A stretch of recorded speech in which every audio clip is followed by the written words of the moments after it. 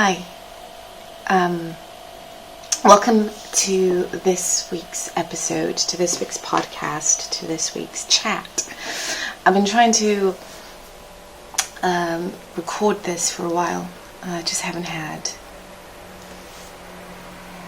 the right words. And when I tried to script it, it just felt wrong to script something that's an honest conversation. I want to talk about panic.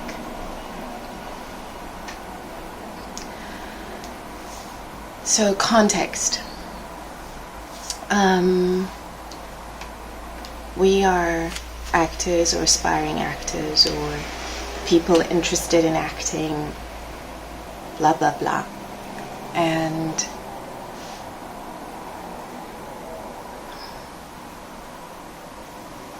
most of that sounds sounds glamorous and hopeful and sparkly, and the fairy tale of you hope, you work, you try, and eventually you make it.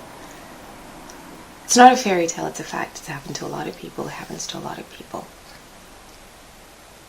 But we don't talk about the insidious thing that sits in the corner of every actor's life, whether they're successful or not, and every person's life, whether they're successful or not. Fear that is all just a dream. It's all just a fantasy. It'll never actually happen. It'll never actually work.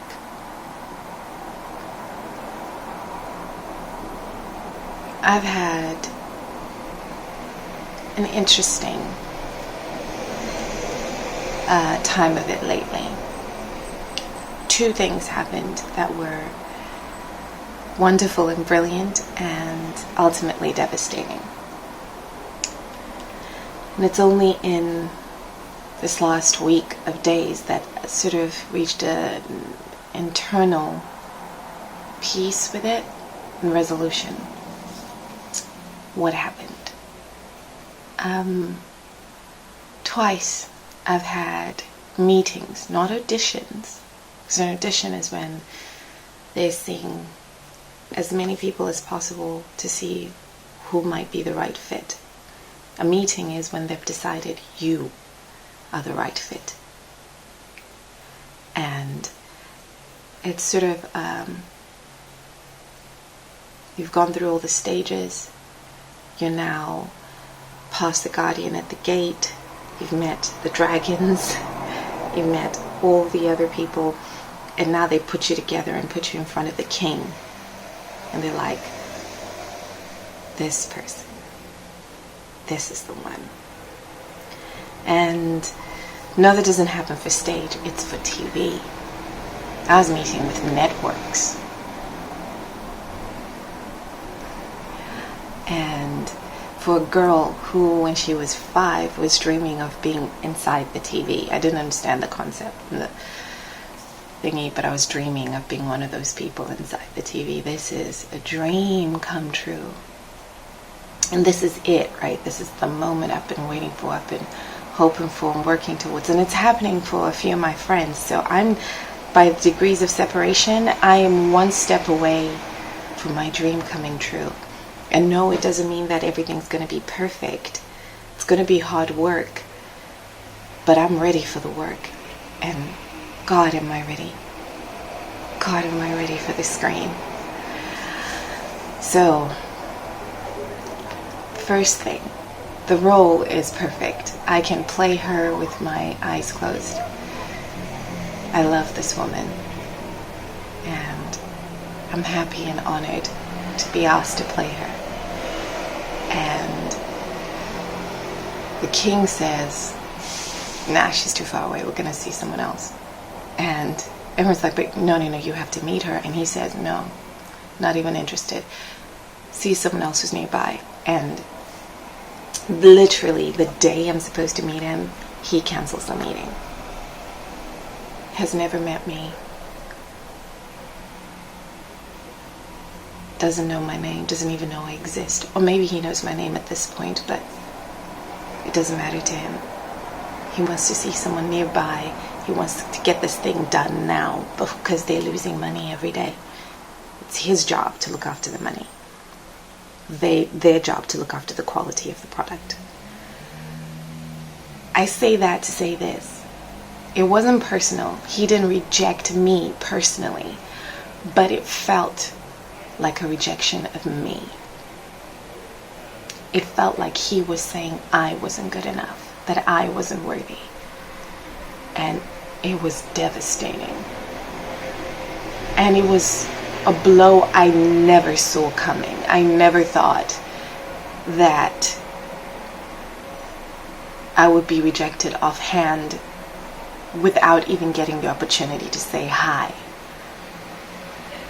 Especially not when I'm so perfect for the role, when I'm meant to be playing this person, when this is meant to be. It took me out. It was like a level of desperation and desperate hope stuck into me, and it was a long time before I was able to let it go. And if I'm honest, a part of me still is holding on to the hope that, he'll be back. They'll be back.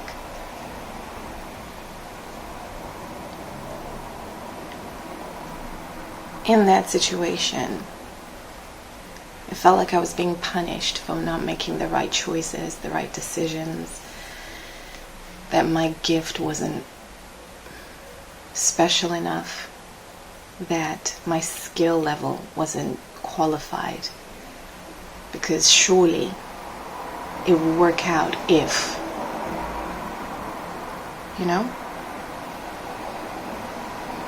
I'm going to take that and I'm going to park that one, and then we'll pick up the next one. So weeks later,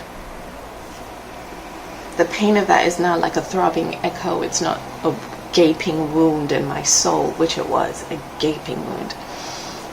I'm going to jump in here and say, unless they're sociopaths, the people who are in charge of making these decisions, when they find out just how devastating it is for you, they go from one project to another to the other. They fixing things. They just keep going.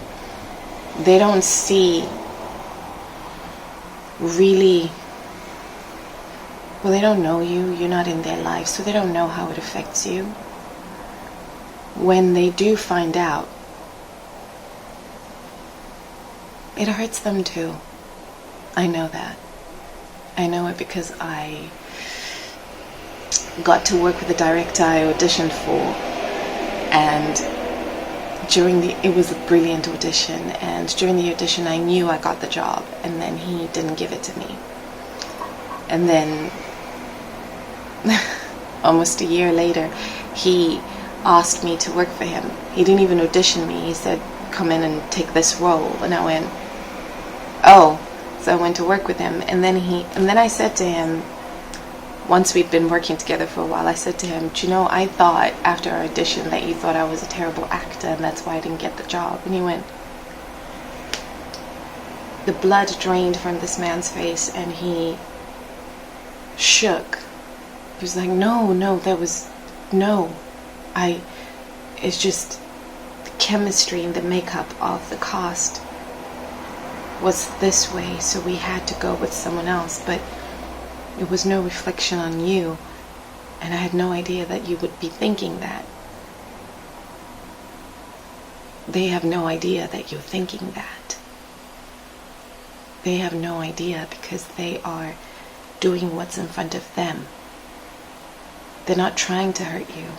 They're not trying to devastate you, and they're not trying to tell you that you're crap, or that you shouldn't be doing what you're doing. They're just doing what they're doing. And we have to do the thing that all actors do. Curl up and cry for a while.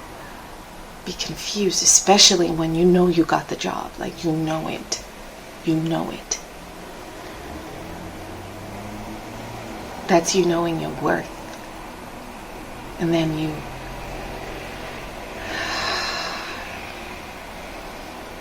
And I guess this is also whether or not you are an actor, whatever it is you do, whoever you are, that knowledge of what your gift is, that understanding that it is your gift, and then you're like, this is not a reflection on me. It's not even a reflection on them. This isn't for me.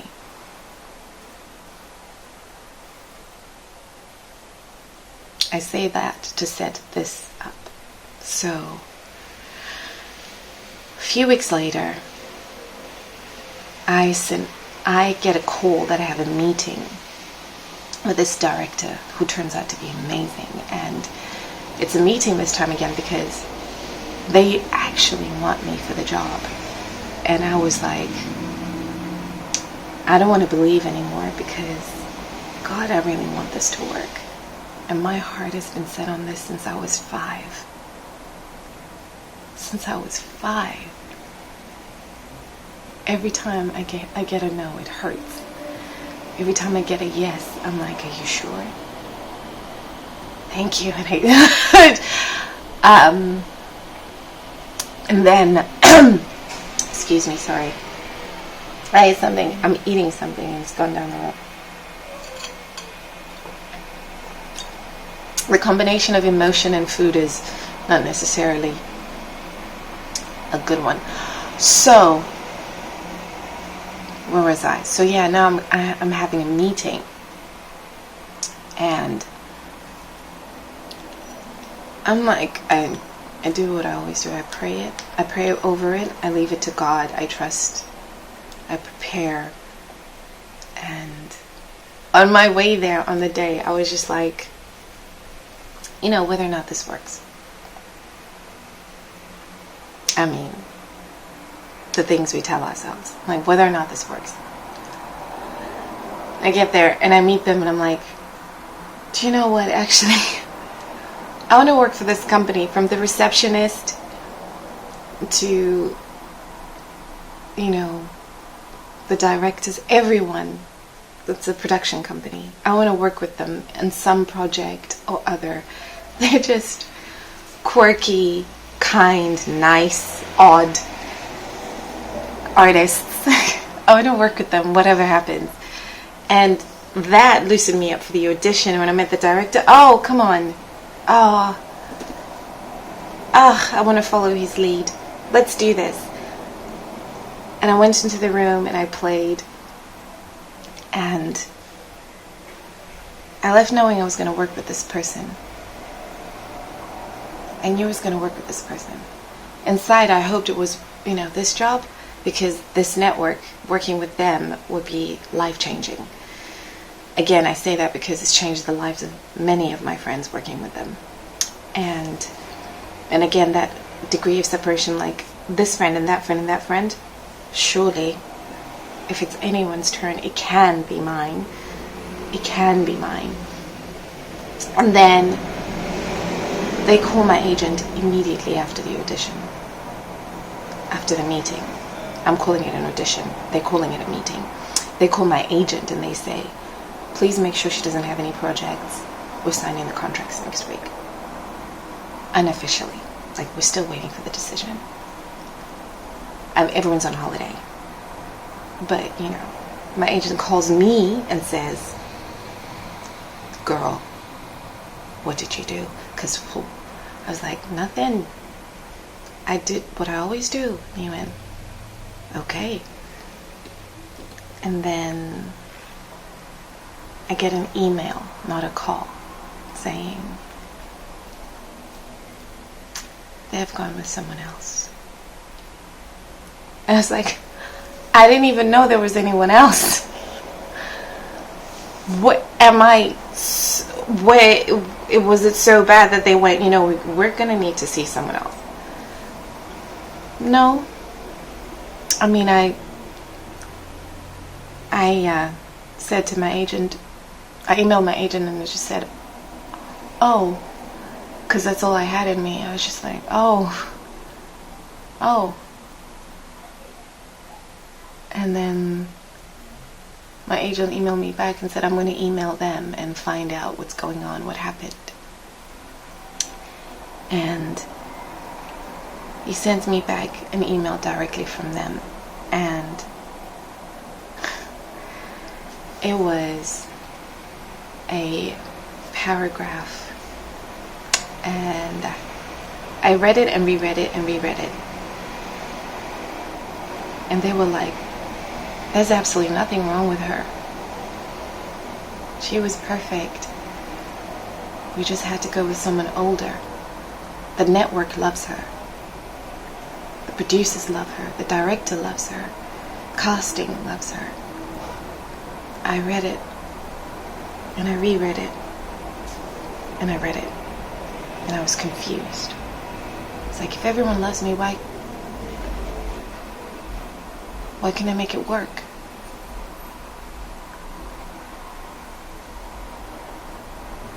It took me a while. Like I said, it was like last week when I finally got to a place of like peace and understanding and acceptance, and actually being able to pray a prayer of thanksgiving for the people that got the jobs. Before that, I was just like, God, no. I refuse. This is not what you said. You promised me something different. You promised. And last week, from nowhere, it was like a wave came over me, and I was actually happy for the people that got the jobs. This is life-changing for both of them. It's absolutely life-changing, and I know that because it would have been life-changing for me. And I realized that inside, I'd sort of shrunk a bit inside, like, you know, when you flinch away from a blow, and it's like, started not believing in my life changing.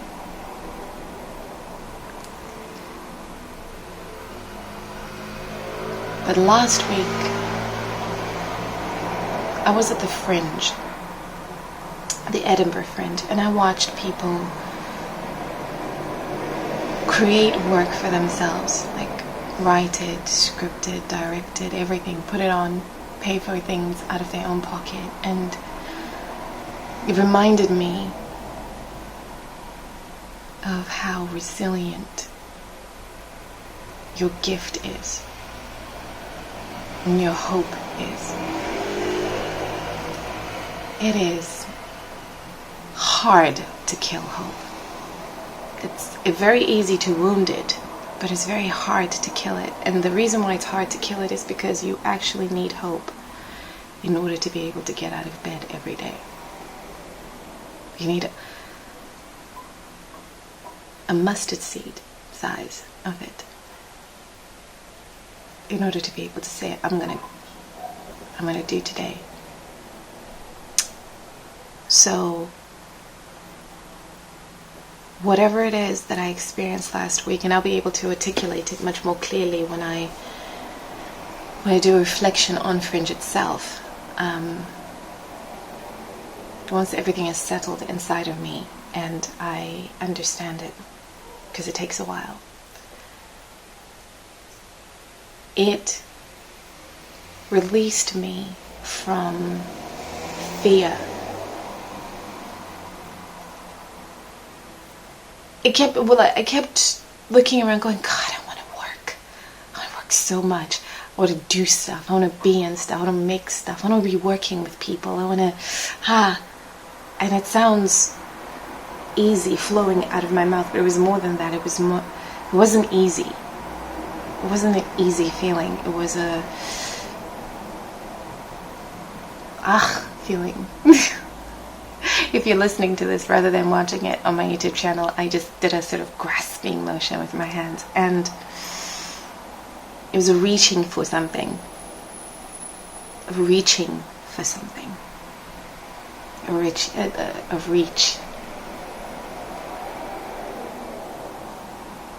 Panic makes us shrink back into ourselves. It makes you not trust that it will work. so you don't try. It makes you go through the worst case scenario over and over again and give up. Eventually, if you stay there. But the gift, whatever your gift is, it's always reaching. It's always trying to get to that thing. You don't know what that thing is. Our understanding, my understanding of what the thing is, I'm going to get that screen work. I'm going to get on that TV. I'm going to get it. You're going to be watching me in movies, in TV series, because this is what I've wanted to do since I was 5. And it took me a long way it's a long route to get to this point. It doesn't matter if it's a long route. No, it does. I do not want a long route to get to the next point. I want a shortcut. I don't want a long cut. I want there. You know what I mean? But I have already traveled this far. I will keep traveling until I get to the thing, and I know whatever that thing is, it involves this thing that I've wanted since I was 5. Panic tries to tell me, panic and the F word, try to tell me that this is ridiculous. But hope is constantly reaching, and babe, it's such a delicious ache, isn't it, to have hope? Such a delicious ache. So this week I wanted to encourage you to hope. It's as small as a mustard seed, and I don't know if you've ever seen a mustard seed, but it's kind of like this tiny. I don't know if you can see it. You can't even see it. It's like a speck of dust. It's so small. And that's all you need. That is all you need in order for you to wake up, get out of bed, and keep going. Keep going. I am thankful that I can tell you from experience about 2 very painful events that hopefully mean that should you meet a painful event, you kind of go, well, Makhadi lived through disappointment and devastation, which I'm going to say this, for somebody else it might not be disappointing, or it might not be a big deal for someone else, but what's a big deal for you doesn't need to be a big deal for someone else. It's a big deal for you. It hurts you. It matters to you.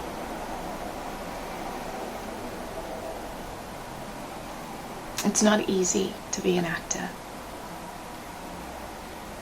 It takes courage to believe in yourself. And that's with anything. It takes courage to believe in yourself.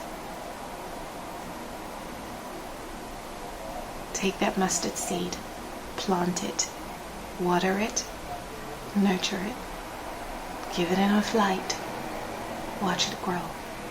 Before you know it, it will be the largest tree in the garden. And all sorts of creatures will make their home there. Squirrels, birds. And you can lie under it for shade. Hope never disappoints. Hope never abandons you. And hope hurts, but it sure does feed you.